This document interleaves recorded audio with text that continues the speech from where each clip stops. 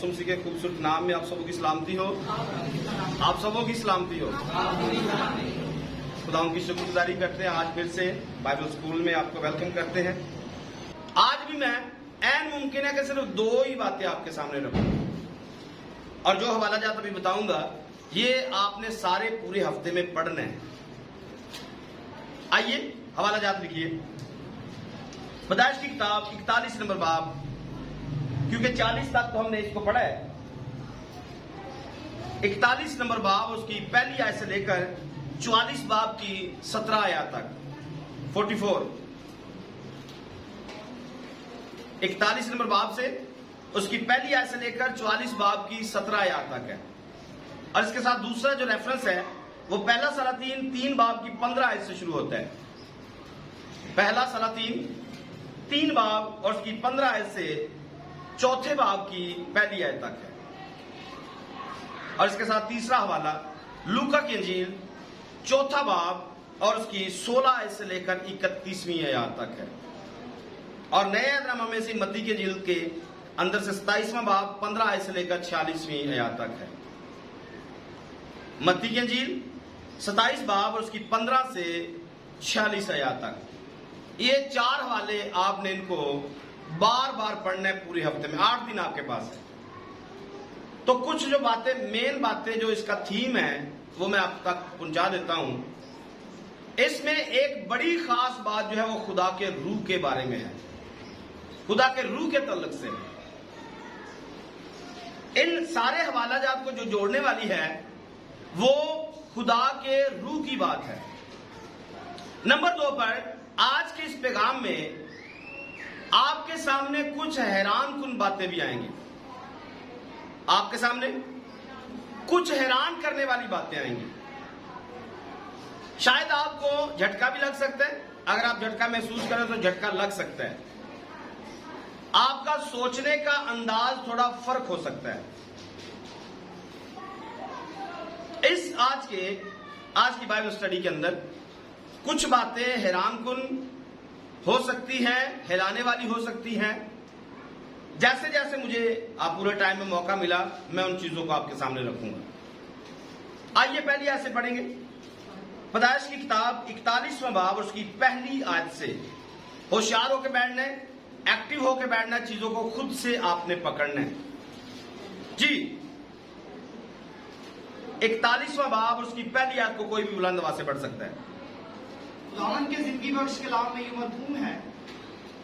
पूरे 2 वर्ष के बाद फिरौन ने ख्वाब में देखा कि वो लब दरिया खड़ा है और उस दरिया में से 7 खूबसूरत और मोटी मोटी गायें निकलकर निस्तान में चलने लगी। इनके बाद और 7 बदशक्ल और दुबली दुबली गायें दरिया से निकली और दूसरी गायों के बराबर दरिया के किनारे जा खड़ी हुई।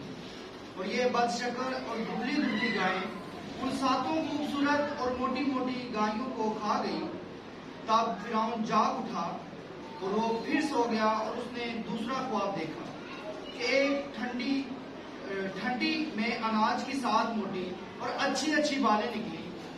उनके बाद और 7 पतली और पूर्वी हवा की मारी मुरझाई हुई बालें निकली। ये पतली बालें उन 7 मोटी और भरी हुई बालों को निगल गई। और फिरौन जाग गया और उसे मालूम हुआ कि ये ख्वाब था। और सुबह को यूं हुआ कि उसका जी घबराया। तब उसने मिस्र के सब जादूगरों और सब दानिशमंदों को बुलावा भेजा और अपना ख्वाब उनको बताया, पर उनमें से कोई फिरौन के आगे उनकी ताबीर ना कर सका। आमीन। तो यहां से हमने एक पैराग्राफ पढ़ा है। इसमें कई बातें आपके लिए हो सकती हैं। देखने में बिल्कुल ये सादा सी बात है, संडे स्कूल की स्टोरी भी है। फिरौन है, फिरौन ने ख्वाब देखा है और ख्वाब में उसने 2 चीजें देखी, 2 दफा देखा।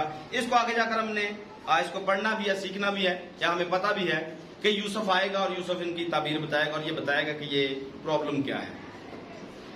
लेकिन मैं जो आपको यहां से चीज दिखाने वाला हूं, लिखे पूरे 2 वर्ष के बाद। ये कौन से 2 वर्ष हैं?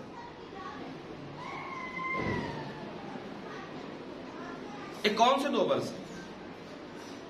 ऊपर अगर आप पढ़ के आए हैं तो आपको समझ में आएगा कि ये 2 वर्ष किसी बंदे के साथ मिले हुए हैं। अगर आप उस बंदे को छोड़ देंगे तो शायद आप 2 वर्षों को भी नहीं समझ सकेंगे। हाँ, नहीं, यूसुफ के साथ नहीं, ये सरदार साकी के साथ जुड़े हुए हैं। इस ख्वाब से पहले 2 साल पहले एक ख्वाब आया एक बंदे को, बल्कि 2 बंदों को आया, और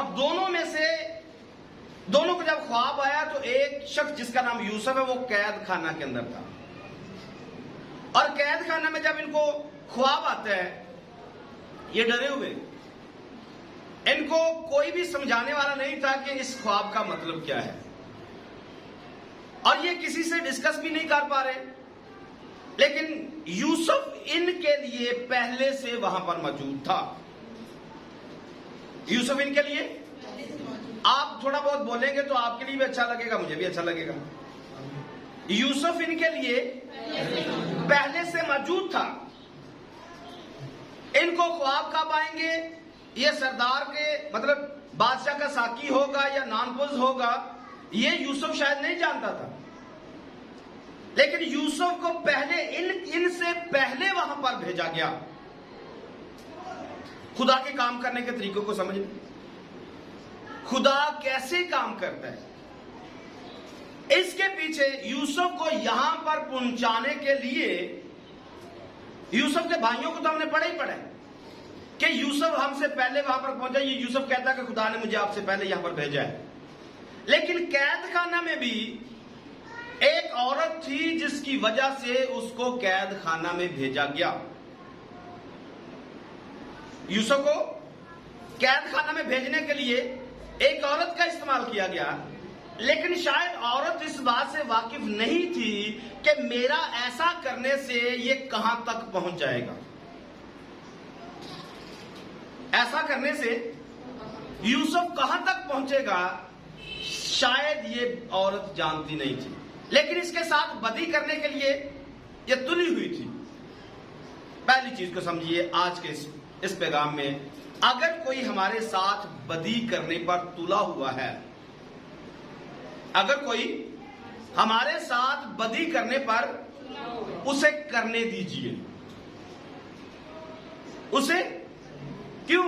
क्योंकि जब ये हमारे साथ बदी करेगा तो तब हम किसी एक अच्छे पॉइंट पर जाकर खड़े हो सकते हैं। इसने बदी की है, ये कैद खाना में चला गया है, और ऊपर से इंतजाम क्या है, बादशाह की तरफ से अलग से इंतजाम किया गया, अपने 2 बंदों को कैद खाना में भेजा है। सजा डायरेक्ट भी बादशाह दे सकता था। जब इन्होंने गलती की थी तो बादशाह डायरेक्ट सजा दे सकता था, पर ऐसा उसने किया नहीं है। क्यों? क्योंकि ये गलती करेंगे, ये कैद खाना में जाएंगे। ये गलती करेंगे, ये कैद खाना में जाएंगे, और कैद खाना से जब ये वापस आएंगे, एक को कत्ल किया जाएगा, फांसी मिलेगी, और दूसरे को जिंदा रखा जाएगा। अब जब ये जिंदा है, इसका भूल जाना अचानक से नहीं था। इसका भूल जाना, मैं फिर कहूंगा, खुदा के काम करने का तरीका, खुदा के काम करने का स्टाइल हमारी समझ से थोड़ा मुख्तलिफ है। हम बिल्कुल सीधा सीधा चलने की कोशिश करते हैं, लेकिन खुदा कई रंगों में अपने आप को जाहिर करता है। अब सरदार साकी जो है, इसको यूसुफ ने बता दिया था कि तू 3 दिन के बाद अपने मनसब पर फिर से खड़ा हो जाएगा। आप मेरी बात को थोड़ा सा गहरे से इसको डबो दीजिए। 3रे दिन बाद तू अपने मनसब पर फिर से खड़ा हो जाएगा। इसमें मुकाशफा है, इस बात में मुकाशफा है। अब यहां से हमने पढ़ा 41वां बाब यहां से शुरू होता है। इसको 2 साल हो चुके हैं, इस बंदे को 2 साल हो चुके हैं अपने मनसब पर ये खड़ा है, और इसे याद नहीं है कि कोई बंदा मेरा वेट कर रहा है। इस बंदे को याद नहीं है, कोई बंदा मेरा वेट कर रहा है। अब 2 साल हो चुके और 2 साल के बाद फिरौन को फिर ख्वाब आएगा। यह बंदा भूला हुआ है, लेकिन फिरौन जो है उसको ख्वाब आएगा, और जब इसको ख्वाब आएगा तो फिर इस बंदे को होश आएगा। इनको थोड़ा रोक सकते, कुछ उनको बोलिए थोड़ा सा हौसला कर ले। अब क्या होगा, ये वाला बंदा जब फिरौन को ख्वाब आएगा तो इस बंदे की आंखें खुलेंगी, इसको याद आएगा, ओहो ये तो काम खराब हो गया, ये तो काम। यहां से हमारी स्टोरी शुरू होगी। यहां से नामी आयत, एक आयत को पढ़िए, फिर हम आगे बात करते हैं। 41 बात की नामी आयत में क्या लिखा है? उस वक्त सरदार साकी ने फिरौन से कहा, उस वक्त सरदार साकी ने फिरौन से कहा कि मेरी खताएं आज मुझे याद आई। हो, आज इसको इसने इकरार किया है, मेरी खताएं मुझे। आपने इस आयत को सबने मिलकर बोलना है। इस आयत को सबने मिलकर बोलना है। उस वक्त सरदार साकी ने फिरौन से कहा, क्या कहा? मेरी खताएं आज मुझे याद आई। आज आपको भी याद आनी चाहिए। जो मैंने आपके सामने 2-3 मिनटों में एक चीज आपके सामने रखी है, इसको सामने रखते हुए मैंने कहा एक जगह पे गहरी बात आपको बताई कि आपने इस पर सोचना है। अभी यहां से आपने समझना है, इस बंदे को तो खताएं याद आई हैं। इस बंदे को तो खताएं याद आई हैं। क्या कभी मुझे मेरी खताएं याद आई हैं? इस बंदे को 2 साल लगे या लग गए अपनी खताओं को याद करने के लिए, और याद करवाया किसने? याद फिरौन के ख्वाब ने, या फिरौन ने याद करवाया। तो आज आपको कोई आज फिर से याद करवाएगा। आज आपकी खताएं, मेरी खताएं, ये कलाम याद करवाएगा। याद करना चाहते? खता वो जो जाने अनजाने में हुई है, इसने इरादतन गुनाह नहीं किया। यहां पर खता लिखी, खताएं लिखा है। खता वो जो आपको पता भी ना हो और आप उसको कर गुजरे, और गुनाह वो जो आप जानबूझकर पूरी प्लानिंग के साथ करें, वो गुनाह होता है।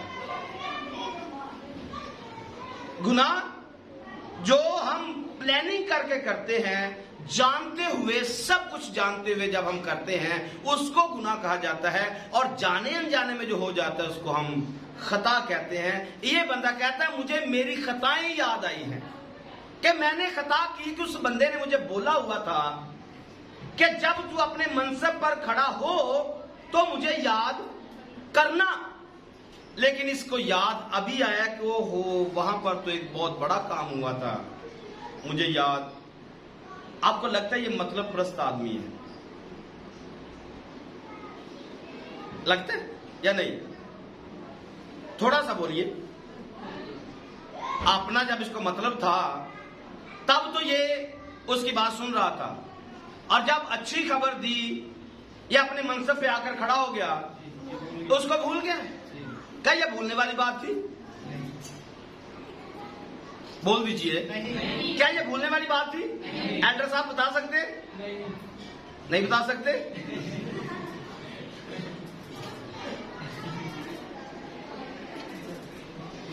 क्या ये भूलने वाली बात थी? भूलने वाली बात नहीं थी।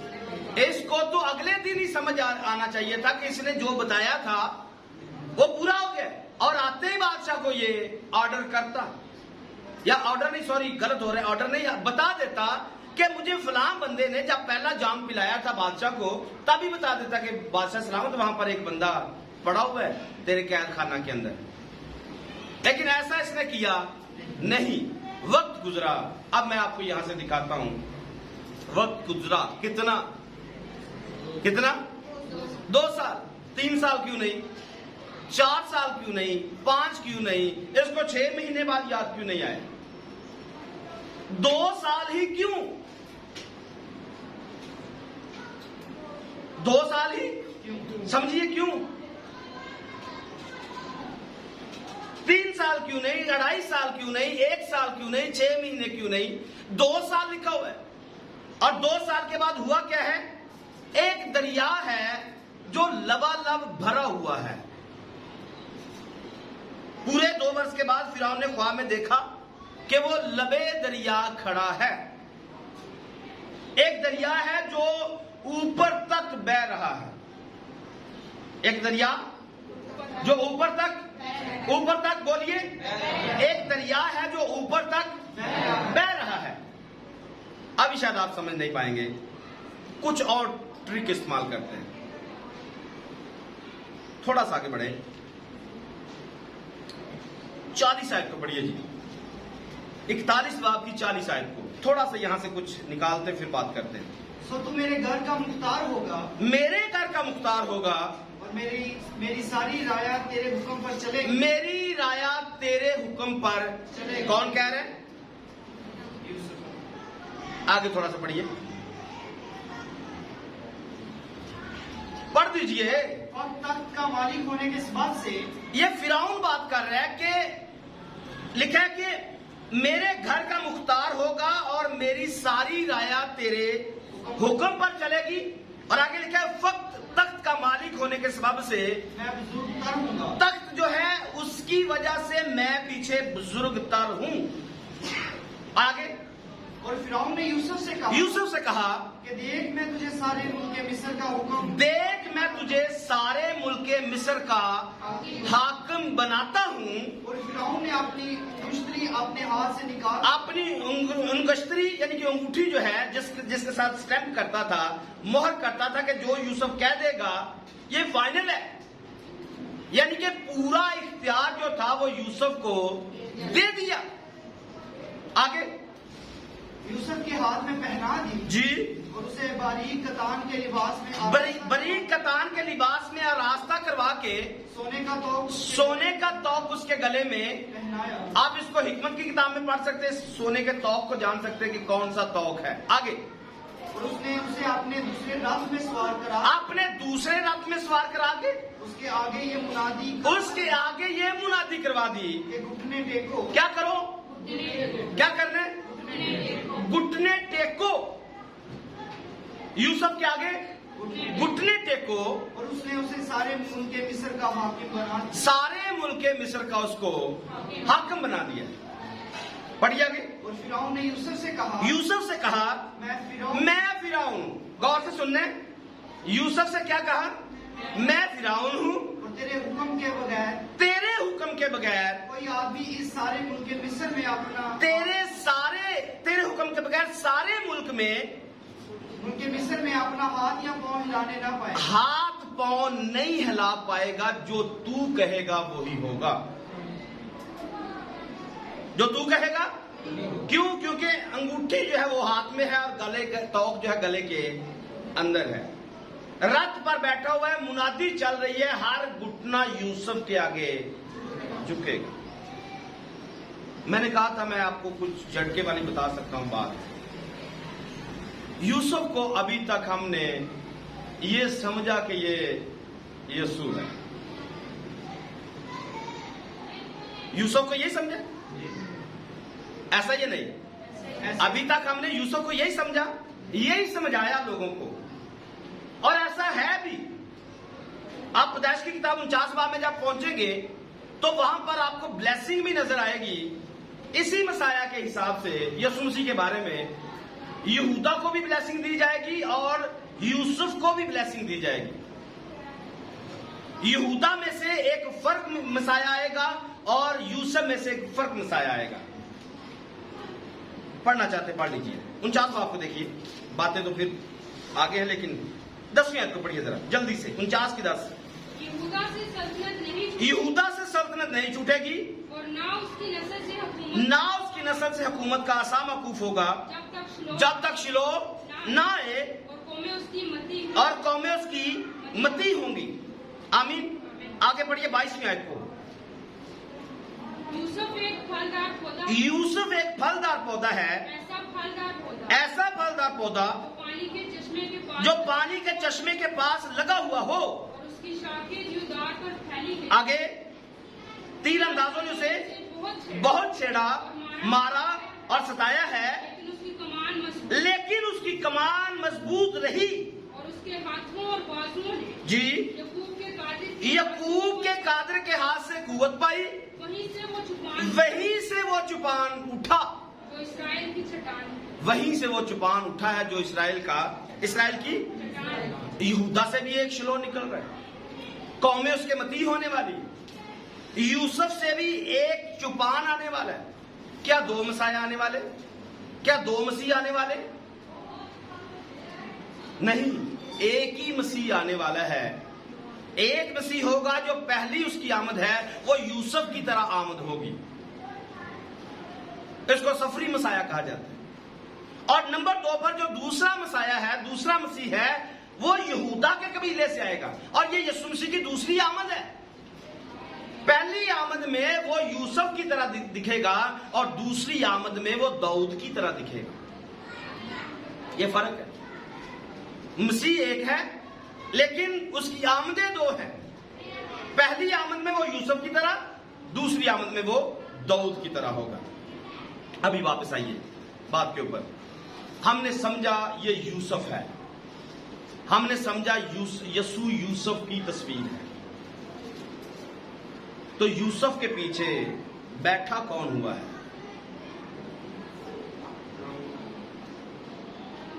बोल दीजिए, थोड़ा ऊंचा बोलिए। यूसुफ को इख्तियार कौन देता है? फिरौन देता है। आगे इख्तियार सारे का सारा यूसुफ के पास है। अगर ये यीशु पर हम अप्लाई करते हैं, यीशु आगे सब कुछ कर रहे हैं, पीछे कौन बैठा हुआ है? हाँ? खुदा बैठा है। यहां पर तो ऐसा नहीं लिखा है। इस यूसुफ को तो इख्तियार फिरौन दे रहा है।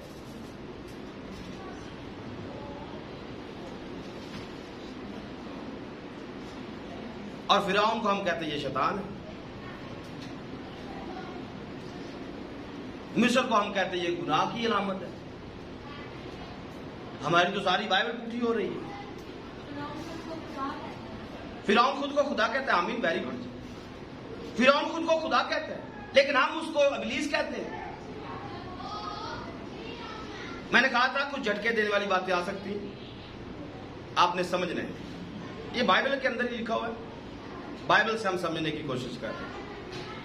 फिरौन जो है ये पीछे बुजुर्ग तर है, सॉरी फिरौन जो है, और हम उसे कहते हैं ये इब्लीस है। अच्छा, कुछ बातें और मैं आपको दिखाता हूं।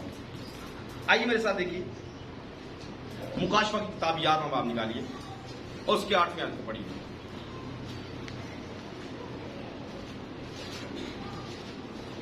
और उनकी लाशें उस बड़े शहर के बाजार, उनकी लाशें एक उस बड़े शहर में, बड़े शहर के बाजार में पड़ी रहेंगी, बाजार में पड़ी रहेंगी, जो रूहानी एतबार से सदूम, जो रूहानी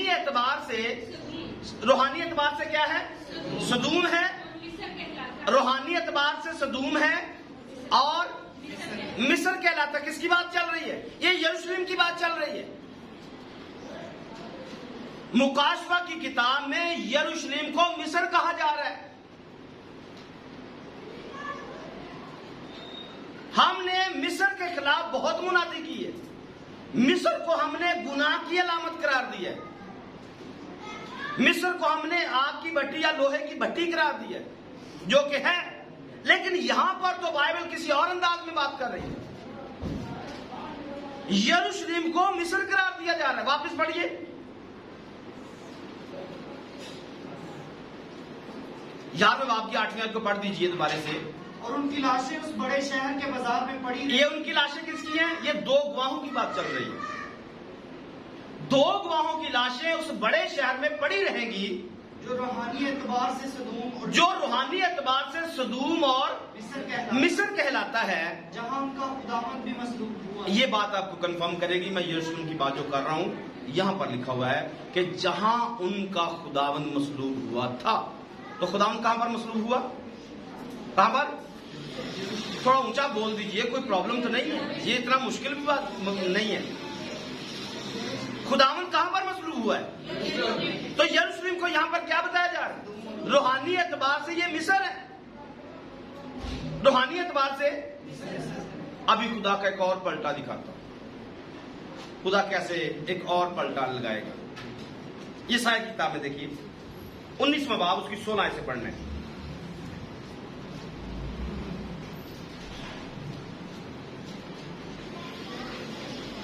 जी, टाइटल ऊपर क्या लिखा हुआ है? मिस्र खुदावन की प्रस्तिश मिस्र खुदावन की प्रस्तिश करेगा।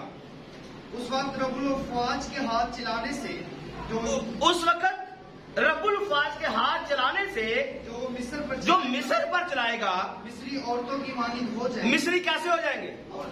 मिस्री कैसे होंगे? आज तो नहीं है ना, वैसे आज तो बंदे बीबियों की तरह नहीं है।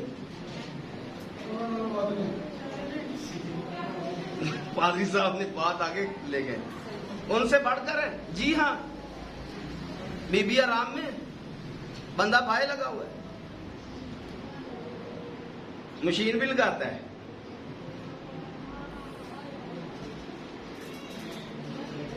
बर्तन भी धोता है, बातें सारी मानता है, और मेरे हवाले भी बड़े आते हैं, भाई मददगार है, करनी चाहिए। ये जिसमें भी लग रहा है, बस मिस्र की हालत समझनी है कि जब खुदा हाथ चलाता है, ये लिखा है जब खुदा का जब हाथ चलता है तो बंदा बीबी बन जाता है।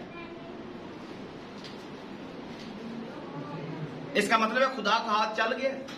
अगर बंदों की ये हालत हो चुकी है तो खुदा का हाथ चल चुका है। ऐसे लोग अपने आप को मत गए, हम खुदा के लोग।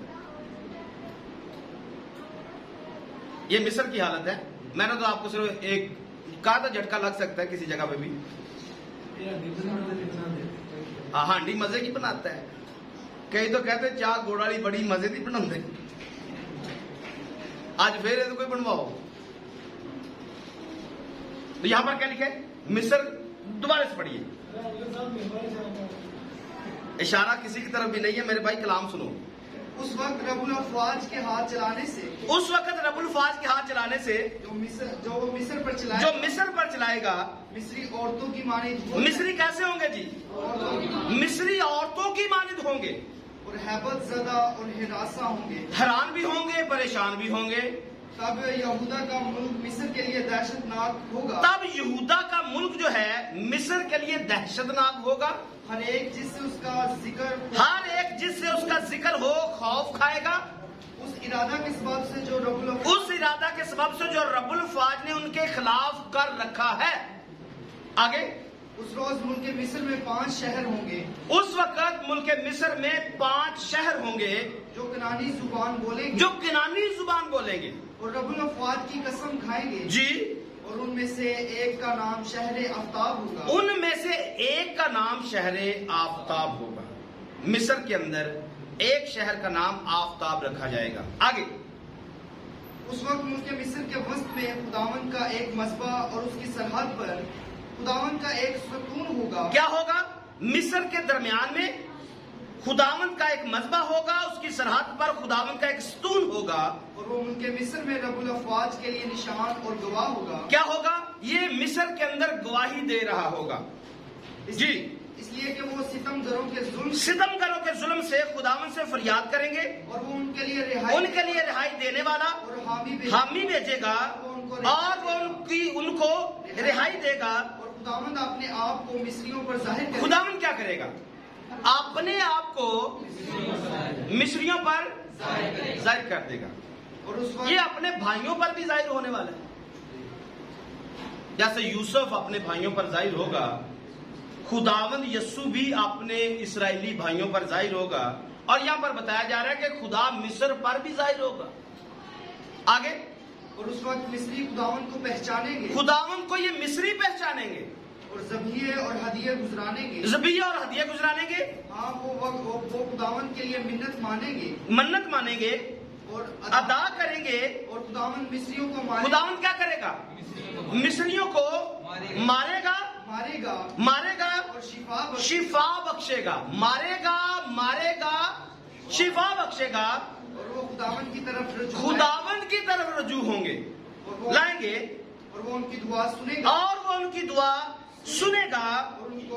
उनको सेहत बख्शेगा। किनको? मिस्रियों की बात पढ़ रहे। आगे, उस वक्त मिस्र से असूर तक एक शायरा, मिस्र से असूर तक जो है एक शाहरा होगी, और असूरी मिस्र में आएंगे, और मिस्री असूर में जाएंगे, और मिस्री असूरियों के साथ उस मजबा पर मिलकर, जो पीछे हम पढ़ गए, इबादत करेंगे। किसकी? यहोवा खुदा की। आगे, तब इसराइल मिस्र और असूर के तब फिर क्या होगा? तब नंबर 1 पर इसराइल, नंबर 2 पर मिस्र, और नंबर 3 पर असूर के साथ तीसरा होगा। पीछे हम पढ़ के मुकाशवा की किताब में रूहानी एतबार से इसराइल जो है ये मिस्र कहलाता है। अब यहां पर हमने देखा रूहानी एतबार से लिखा है कि तब इसराइल यानी कि मिस्र जो है रूहानी मिस्र, और दूसरा मिस्र रूहानी मिस्र, दूसरा मिस्र असूर इनके साथ तीसरा होगा। और ये क्या करेंगे? पढ़िए। और रोए जमीन पर बरकत का बायस ठहरेगा। ये तीनों जो हैं ये बरकत का बायस ठहरेंगे। कौन? मिस्र। कौन? इसराइल। कौन? असूर। ये बरकत का बायस होंगे। आगे, क्योंकि रब्बुल अफ़वाज उनको बरकत बख्शेगा, रब्बुल अफ़वाज उनको बरकत बख्शेगा, और फरमाएगा मुबारक हो मिस्र, मेरी उम्मत, मुबारक हो मिस्र। बोलिए। आज तक हम कह रहे हैं ये गुनाह की जगह है, आज तक ये गुनाह की भट्टी है, गुलामी की जगह है। लेकिन आज तो पॉइंट चेंज चल रहा है, आज उल्टा चल गया। मुबारक हो मिस्र, मेरी उम्मत असूर। ये असूरी वही थे जो बार बार इसराइलियों पर आकर हमला करते थे, उनकी तबीयत सेट करते थे। आज इनको मुबारक कहा जा रहा है। मुबारक हो मेरी उम्मत। आगे, असूर मेरे हाथ की सनत, असूर मेरे हाथ की। अगर सनत की बात करें तो आपको समझ में आएगा ये सनत किसी और जगह पे पड़ी हुई है। ये सनतकारी का काम किसी और जगह पे पड़ा हुआ है। आप लूसीफर को जानते हैं? नगीना बंदी का काम, सनतकारी का काम कहां से चालू है? आवाज नहीं आ रही?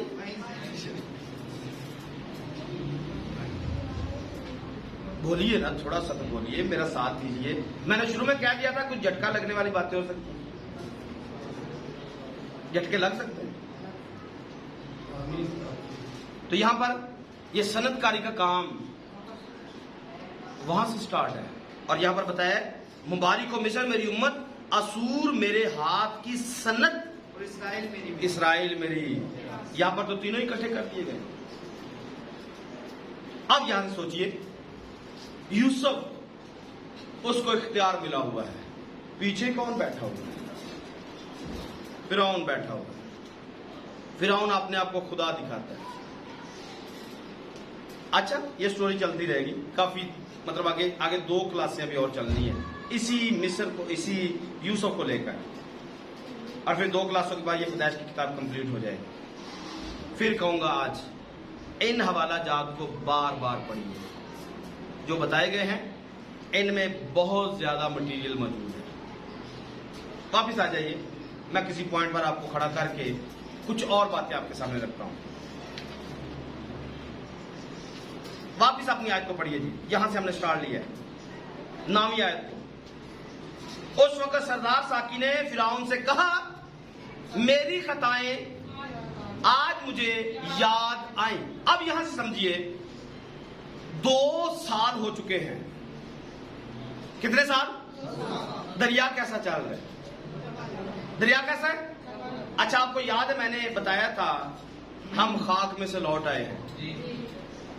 उसमें मैंने एक चीज दिखाई थी आपको, हिजकिय्याल 47वें बाब से एक दरिया दिखाया था, जो दरिया एक घुटनों तक था, फिर ये यहां तक है, फिर कमर तक है, फिर ये कहां तक आया, इसको आप पार नहीं कर सकते। ये दरिया तैरने तक पहुंच चुका है हिजकिय्याल 47वें बाब में।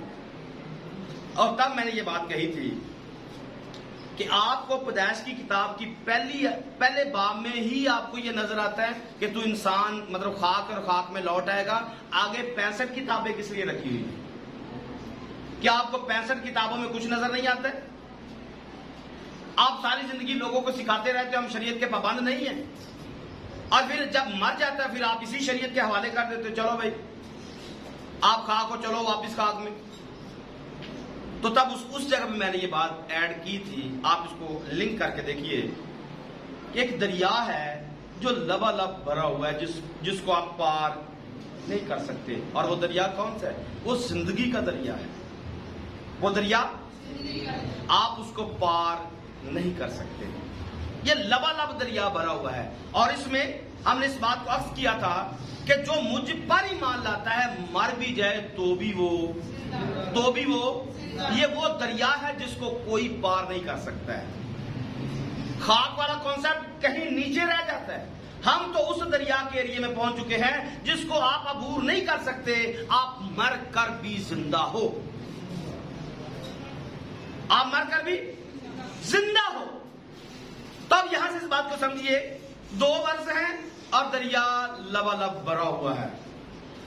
वर्ष 2 दरिया खुदा की नजर में, थोड़ा सा इसको घुमाइए, खुदा की नजर में एक दिन जो है वो 1000 वर्ष के बराबर है और 1000 वर्ष एक दिन के बराबर है। खुदा की नजर में एक दिन 1 साल के बराबर है। खुदा की नजर में 1 साल 1 दिन के बराबर है। खुदा की नजर में 1000 वर्ष ऐसे जैसे रात का एक पहर गुजर चुका। खुदा की नजर में 1 हफ्ता 7 सालों के बराबर है। एक खुदा के फरमाइश करने के तरीके हैं। तो यहां से अगर आप इसको समझेंगे, एक वर्ष अगर 1000 साल को आप अकाउंट करते हैं, एक वर्ष 1000 साल अकाउंट करते हैं। अब यहां से देखिए कितने वर्ष हो चुके हैं? 2000 साल गुजर चुके हैं। और दरिया कैसा चल रहा है? दरिया कैसा है? दरिया कैसा है? हम उस लबालब दरिया में घूम रहे हैं जिसको हम पार नहीं कर सकते। मेरी बात से आप एग्री हो सकते हैं? मेरी तरफ देख सकते हैं? 1 साल को हमने 1000 साल के साथ अकाउंट करके देखा तो ये 2000 साल है। और 2000 सालों में दरिया की हालत क्या है? ये लबालब भरा हुआ है। लेकिन होता क्या है?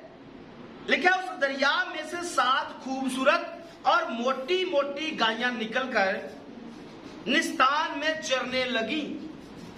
अब 7 चीजें, 7 गायें, इनको यहां से तशबीह दी गई है। हनू की किताब में आप गायों के बारे में पढ़ना चाहते हैं तो आपको समझ में आएगा कि ये गायें जो हैं ये हवा को तशबीह देती हैं। हनू की किताब में ऐसा लिखा हुआ है। और बैल जो है, ये जो सफेद बैल है, ये रास्तबाज लोगों को तशबीह देते हैं। और ब्लैक जो है, काले बैल जो है, ये शरीर लोगों की नुमाइंदगी करते हैं।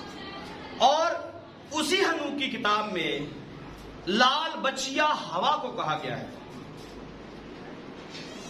और फिर उसके बाद जो दूसरी औरतें हैं उनको गायों के साथ तशबीह दी गई है। और जब औरतों की बात करते हैं तो आपको 7 कलीसियाएं जमीन से नजर आनी चाहिए, या फिर 7 जमाने कलीसियां नजर आने चाहिए। दरिया लबालब भरा हुआ है लेकिन 7 जमाने इस जमीन पर आते हैं जो इस लबालब दरिया के पास चलते हैं। 7 जमाने, मैंने आपको शुरू में कहा था, ये 2 ही क्यों हैं? ये 3 क्यों नहीं हुए? ये 2.5 क्यों नहीं हुए? ये 6 महीने क्यों नहीं हुए? क्योंकि खुदा के काम करने का, बताने का स्टाइल फर्क है। खुदा के मुनादी करने का स्टाइल फर्क है। तो ये 7 जो गायें हैं यहां पर, ये 7 कलीसियाओं की नुमाइंदगी कर रही हैं। और 7 कलीसियाएं आप अगर एशियाई कूचे की बात करेंगे तो वहां पर भी 7 कलीसियाएं पाई जाती थी जो अच्छी गायें थी, जो अच्छी कलीसियाएं थी। लेकिन इन 7 कलीसियों ने क्या किया, उच्च जो अच्छा हिस्सा था, कलाम का अच्छा हिस्सा था, जहां पर खुराक अच्छी थी, उस कलाम को खा लिया है। बदशक्ल कलीसियों ने, बेहुदा कलीसियों ने खुदा के कलाम को खा लिया है। 7 कलीसियां इस जमाने हैं, 7 एशियाई कूचक में कलीसियां मौजूद थीं, और जो वहां पर तालीम थी वो दुरुस्त तालीम थी। लेकिन जैसे जमाने आगे बढ़ते हैं, हम लुदीकिया कलीसिया तक पहुंचते पहुंचते देखते हैं यूसुफ गेट के बाहर है, यीशु गेट के बाहर खड़ा हुआ खटखटा रहा है। ना यहां पर लोग सर्द हैं, ना गर्म हैं, नीम गर्म हालत है। इन बदसूरत कलीसियों ने असली कलीसिया को खा लिया है।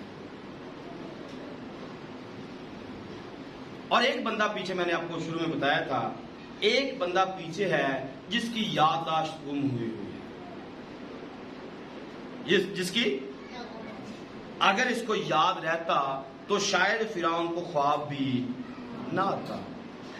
लेकिन अगर ख्वाब नहीं आता है तो फिर शायद कलीसिया जमानों की जो डिटेल खुदा ने यहां पर कोड वर्ड में रखी है ये ना हो सकती। तो सरदार साकी वहां पर बचा दिया गया है, जिसके हाथ में मैं का प्याला दे दिया गया है।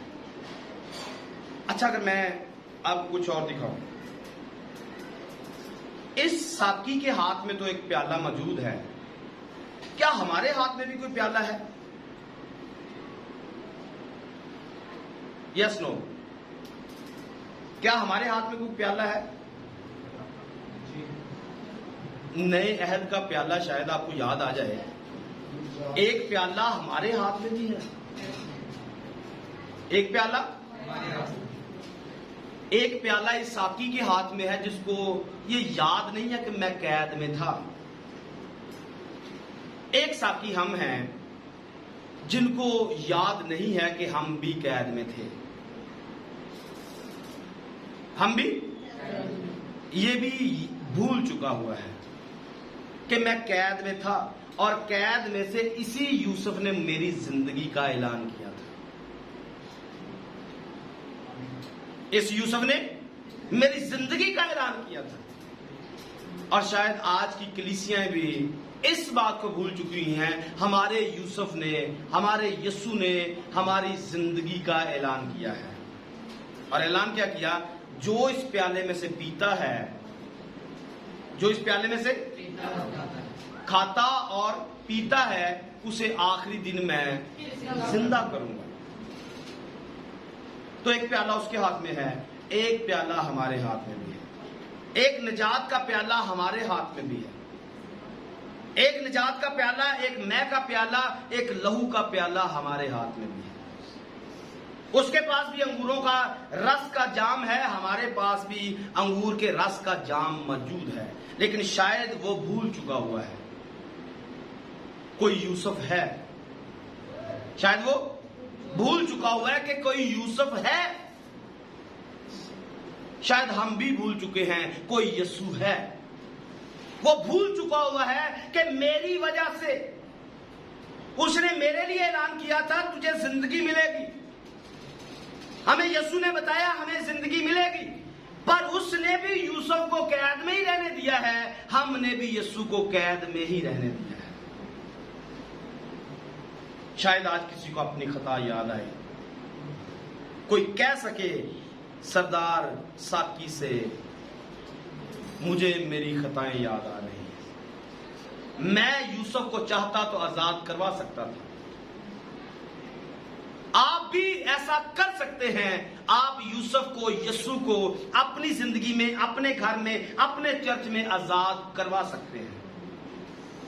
लोगों के जहनों पर हुकूमत यीशु की हो सकती है, कलीसियों पर हुकूमत यीशु की हो सकती है, घरानों पर हुकूमत यीशु की हो सकती है। ये हमारे बस में है।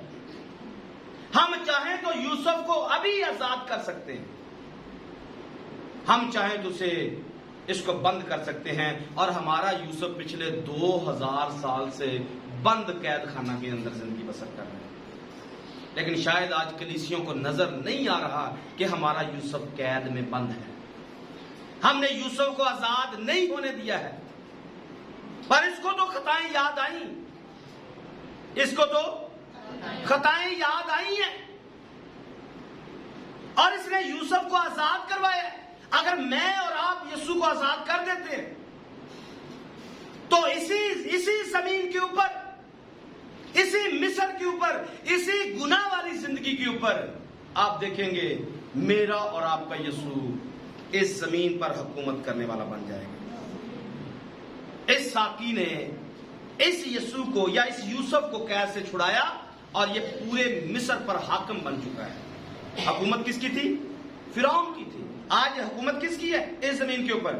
शैतान की हुकूमत है, फिरौन की हुकूमत है। पर इसी फिरौन की हुकूमत में हम यीशु को इख्तियार दे सकते हैं, वो जिंदगियों पर हुकूमत कर सकता है। ये जमीन की बात चल रही है, ये मिस्र की बात चल रही है, ये गुनाह की दुनिया की बात चल रही है। पीछे बुजुर्ग तार फिरौन ही नजर आएगा। पूरी दुनिया पर हुकूमत इब्लीस की है। अपनी बादशाही की वजह से जमीन पर बादशाह इब्लीस है। ऐसा यूहन्ना के खत में लिखा हुआ है, सारी दुनिया शरीर के कब्जा में पड़ी हुई है। लेकिन हम अगर चाहें तो अपनी जिंदगी में, अपनी कलीसिया में, अपने खानदान के अंदर यीशु को बादशाही करने का मौका दे सकते हैं। चाहे शैतान की कितनी की हुकूमत क्यों ना हो, चाहे शैतान जो मर्जी क्यों ना करता फिरे, लेकिन हमारी जिंदगी पर यीशु की हुकूमत हो सकती है। आमीन। आगे बढ़ते हैं। एक और चीज, टाइम हो गया, लेकिन एक चीज हाईलाइट करके इसको बंद कर देते हैं। 37 आयत को पढ़िए जी, बल्कि 38 आयत को, 37 से 38 दोनों आयत पढ़ लीजिए। ये बात फिरौन और उसके सब खादमों को पसंद आई। ये बात फिरौन को और उसके सब खादमों को पसंद आई। तो फिरौन ने अपने खादमों से कहा कि क्या हमको ऐसा आदमी जैसा ये है जिसमें खुदा की रूह जिसमें खुदा की रूह है मिल सकता है। और फिरौन ने यूसुफ से कहा। आमीन। इस बात को समझिए, यही दूसरा पॉइंट यही है। यूसुफ जब आजाद हुआ और वो हुकूमत करने के लिए तैयार है, तो पहले ऐलान क्या किया गया? बादशाह से बताया कि भाई ये काम होने वाला है मिस्र के अंदर, ऐसे ऐसे करके बंदे खड़े कर ले। तो वहां पर बात की गई, ऐसा शख्स क्या जिसमें खुदा की रूह है हमें मिल सकता है। आप अपने बारे में ये ऐलान कीजिए, क्या मुझे कोई ऐसा कह सकता है? क्या आपको कोई ऐसा कह सकता है? आपके बारे में कोई ऐलान कर सकता है जैसे यूसुफ के बारे में ऐलान किया गया? ये बंदा हमें चाहिए, क्योंकि इसमें खुदा की रूह मौजूद है। दुनिया के हालात खराब से खराबतर होने वाले हैं। आप यूं कह लीजिए कि आज हमारे पास 7 साल मौजूद हैं जब हम इस कलाम को सुन रहे हैं, तो इन 7 सालों के बाद जमीन बर्बाद हो जाएगी। एक कहत दुनिया के ऊपर आने वाला है, मुसीबत का दौर आने वाला है। क्या आज कोई यूसुफ हो सकता है? आज के दिन में जब आप पैगाम सुन रहे हैं, कोई ऐसा यूसुफ मिल सकता है, कोई ऐसा बंदा मिल सकता है जिसके बारे में कहा जाए इसमें खुदा की रूह मौजूद है? मैं खुदा के रूह की बात आपके सामने रख रहा हूं। क्या आप यूसुफ हो सकते हैं? क्या आप यूसुफ की जगह पे खड़े होकर कह सकते हैं ये बात मेरे लिए, मुझ में खुदा का रूह है? और आगे क्या लिखे? फिरौन ने यूसुफ से कहा, चूंकि खुदा ने तुझे ये सब कुछ समझाया है, इसलिए तेरी माने दानश्वर और अक्लमंद कोई हमारे बारे में ऐसा कह सकता है कि तुमसे ज्यादा अकल किसी में नहीं है और तुमसे ज्यादा कोई दानश्वर नहीं है? ये कैसे होता है? दानश्वर कोई कैसे बनता है, अक्लमंद कोई कैसे बनता है जब खुदावंद का रूह हमारे अंदर आता है? इसके लिए हवाले जल्दी से नोट कर लीजिए। दानियल का नंबर 1 पर यूसुफ का मैंने बताया, नंबर 2 पर जो इसका लिंक हवाला जाता है सलातीन के अंदर है, उसमें आपको सुलेमान मिलेगा। सुलेमान के अंदर यह हिकमत पाई जाएगी, दानिश पाई जाएगी, और लूका की इंजील के अंदर यीशु के अंदर यह हिकमत पाई जाएगी। तीनों को आप इसके साथ लिंक कर सकते हैं। तीनों में एक जैसी आपको हिकमत नजर आएगी काम करने के लिहाज से। फिर मूसा को आप देख सकते हैं, फिर यशुआ को आप देख सकते हैं। इनमें भी यही रूह होगा, खुदा का रूह दनाई से भरे हुए, हिकमत से भरे हुए, फहम से भरे हुए, मुकाशफात से भरे हुए और लोगों को लीड करने वाले। और मिस्र में अजाब आने से पहले, काल आने से पहले जखीरा करने वाले। आमीन। आप में से कोई हो सकता है? ये सारे लिंक हवालाजात आपके सामने जो मैंने आपके सामने रखे हैं, इनके हवालाजात खुद से तलाश कर लीजिएगा, जिन जिन का मैंने नाम लिया है।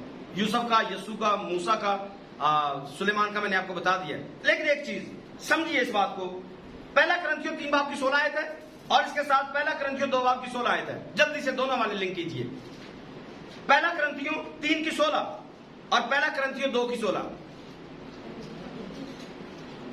क्या तुम नहीं जानते क्या तुम नहीं जानते कि तुम खुदा का मक़दिस तुम खुदा का मक़दिस हो और खुदा का रूह तुम में खुदा का रूह तुम में बसा हुआ है। अगर कोई खुदा के मक़दिस को बर्बाद अगर कोई खुदा के मक़दिस को बर्बाद करेगा तो खुदा उसको बर्बाद कर देगा, क्योंकि खुदा का मक़दिस पाक है खुदा का मक़दिस पाक है और वो खुदा का रूह हम में बसा हुआ है।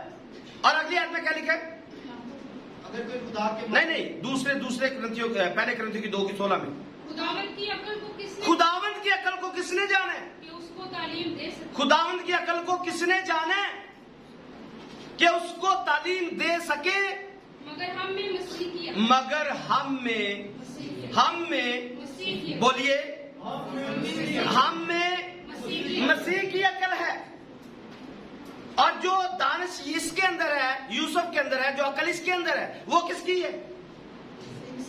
वो भी मसीह की अकल है। और जो दानिश उसमें है, अकल उसमें है, जो रूह उसमें है, ये मसीह का रूह है, मसीह की अकल है। और वही अकल हमें दी गई है, वही दानिश हमें दी गई है। लेकिन क्या हमने यूसुफ की तरह अपने आप को महफूज किया हुआ है? जैसे यूसुफ बदी से भाग जाता है, क्या हम बदी से भागते? क्या हम खुदा के रूह को रंजीदा करते? क्या हम खुदा के रूह को अपने से अलग होने देते हैं? या हम ये कह सकते कि हम ही वो यूसुफ हैं आज के जमाने में जो दानिश्वर है या अकलमंद है या जिसमें खुदा का रूह है? आमीन। सो पहले यूहन्ना के 4 बाब की 13वीं आयत में लिखा है, चूंकि उसने अपने रूह में से हमें दिया है, इसलिए हम जानते हैं कि हम उसमें कायम रहते हैं और वो हम में। आमीन। तो यहां पर ज़बूर 91 की 10वीं और 11वीं आयत में लिखा हुआ है, दाऊद इस बात का ऐलान करता है, खुदा से कहता है कि मुझसे अपनी पाक रूह को जुदा ना होने दे। आमीन। तो अगर खताएं हमारी हमें याद आ रही हैं, हमें समझ में आ रहा है कि खुदा का रूह हम में है या हम में था, अब नहीं है, खुदावंद की अकल हम में थी या आज हम में नहीं है, फिर हमें अपनी खताओं को याद करना पड़ेगा। इस साकी की तरह हमें कहना पड़ेगा। और अगर आप इस बात को समझ गए तो जैसे यूसुफ को एक तख्त दिया गया है, यूसुफ को एक तख्त दिया गया है, तो वो तख्त हमारे लिए भी खुदावंद ने कायम किया हुआ है। आमीन। मुकाशफा की किताब 3 बाब की 21 आयत में है और फिर 20 बाब की 4थी आयत में आप समझेंगे कि जो गालिब आएंगे उनको तख्तों पर बिठाया जाएगा। जैसे यूसुफ को तख्त पर बिठाया गया, हमें भी तख्त पर बिठाया जाएगा। अगर आज आपको आपकी खताएं याद आ गई हैं, अगर आपको कुछ याद है कि ये हमसे जाने अनजाने में गलतियां हुई हैं, तो फिर हमें अपने गुनाहों पर शर्मिंदा होने की जरूरत है। और जैसे साकी बादशाह के सामने आकर इकरार करता है कि मुझसे खताएं हुई हैं, आज मुझे और आपको अपनी खताओं का इकरार करना है। आमीन। अगर इकरार करेंगे, यूसुफ अपने मनसब पर आ जाएगा। अगर हम इकरार करेंगे, मेरा और आपका यस्सू तख्त नशीन हो जाएगा, उसकी हुकूमत शुरू हो जाएगी। आमीन। क्या आप चाहते हैं कि हमारा यस्सू तख्त नशीन हो हमारे खानदानों में, हमारी जिंदगियों में, हमारी कलीसियों में, या मुल्क पाकिस्तान के अंदर, पूरी दुनिया के अंदर? फिर आज हमें इकरार करना पड़ेगा। आइए अपनी आंखों को बंद करें, सरों को झुकाएंगे। Praise the Lord, hallelujah.